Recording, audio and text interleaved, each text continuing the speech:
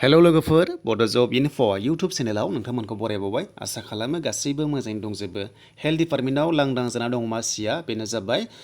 9353 पस्टआ लांदां जाना दङ दा बेखौ थाबैनो फिलआप खालामसिगोन आरो बिनि डाटाया ओंखारखाबाय जे डिपार्टमेन्टआव बेसेबांखिनि पस्टआ लांदां जाना दङ गासैबो डाटाया ओंखारबाय दा बेनि गेजेराव हेल्थ डिपार्टमेन्टआव 9353 दङ आरो बे पस्टआ जागोन ग्रेड 3 आरो 4 जागोन होनना बुंदों बेनिफ्राय लोगोफोर नोंथांमोना जेरावनोखि ग्रेड 4 पस्ट एप्लाइ खालामनोबा 8 पास जानाय लोगो लोगो एप्लाइखौ खालामनो हागोन जायखिजाया 8 पासनिफ्रायनो एप्लाइखौ खालामनो हागोन ग्रेड 4 लेभेलाव जेरै पियन सकेटआ सुइपार थागोन नोंथांमोना बेफोरबादि पस्टआव जायफोरा 8 पास जाना दं ओरैनो नोंथांमोना एप्लाइखौ खालामनो हागोन अनलाइन दा बेनिफ्राय HSLC HS आरो ग्रेजुवेसन जानायफोरा मोजां पस्ट एप्लाइखौ खालामनो हागोन जेरै फिल्ड वार्कार दङ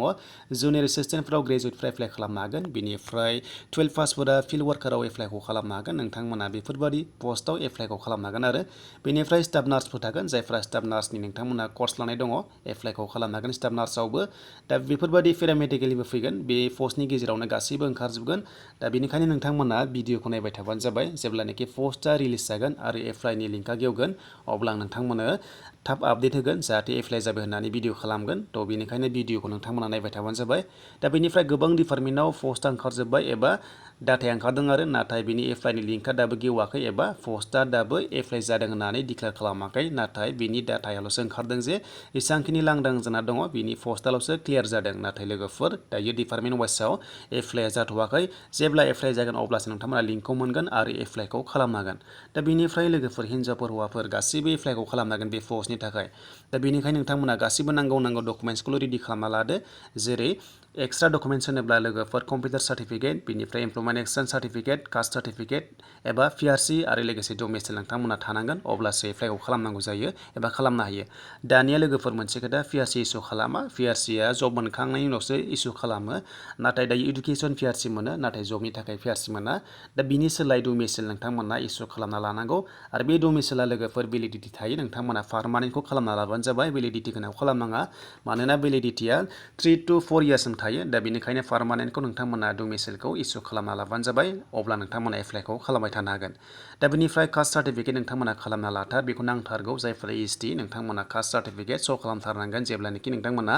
फाइनाल सिलेक्सन जागोन आरो एप्लाइ खालामनाय टाइमावबो नोंथांमोना आपल'ड खालामनांगौ दा बेखौनो आं नोंथांमोननो इनफरमेसन होनो लाग्रोदों दा बेनिफ्राय जोङो थांसै अफिसियेल वेबसाइटआव दा अफिसियेल वेबसाइटआव नै dhs.assam.gov.in दा बे हेल्थ डिपार्टमेन्टनि दा बेयाव नोंथांमोना फैनानै एप्लाइखौ खालामनो हागोन आरो जेब्लानोखि एप्लाइ लिंकआ गेवगोन दा बेयावनो गासैबो नटिफिकेसन मोनगोन नोंथांमोना एसे गाहायाव बोख्लायनानै लेटेस्ट मोनो दा बेयाव एप्लाइआ जायो दा नैबे लेटेस्ट ओंखारदों दा नोंथांमोना नैबे लेटेस्टआवनो एप्लाइखौ खालामनो हागोन आरो जेब्ला पस्ट ओंखारगोन बेयावनो गासैबो नटिफिकेसना आउट जागोन दा बेनिफ्राय मोनसे खोथा सिगाङाव जिथु एप्लाइ जादोंमोन फिल्ड वार्कार आरो लोगोसे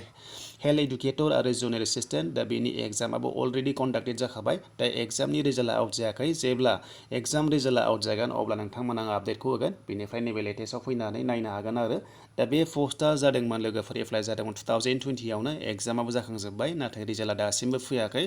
आरो जेब्ला फैगोन आं नोंथांमोननि गेजेराव गासैखौबो आपडेट होगोन नाथाय लोगोफोर बे 9000नि गेजेरावनो बे पस्टआ थाखागोन मानोना हेल्थ डिपार्टमेन्टआव लांदां जाना दं 2016निफ्राय नालाय दा बेखौ माइनास खालामनानै आरो बेसेबांखिनि पस्ट थाबावगोन बेखौ कन्डाक्ट खालामगोन एग्जाम दा बेनिफ्राय गोदानै नटिस फैखादों लोगोफोर बेनो जाबाय एसडिएमआ गोदान नटिस होबाय जे थाबैनो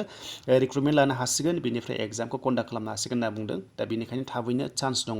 जेब्ला जागोन आं नोंथांमोननो आपडेटखौ होगोन स' लोगोफोर दानिया मोजां मोनदोंबा लाइक खालामदो कमेन्ट खालामदो आरो चेनेलाव गोदानै फैदोंबा साबस्क्राइब खालामनानैबो लादो बेबायदिनो आपडेटखौ मोनबाय थानायनि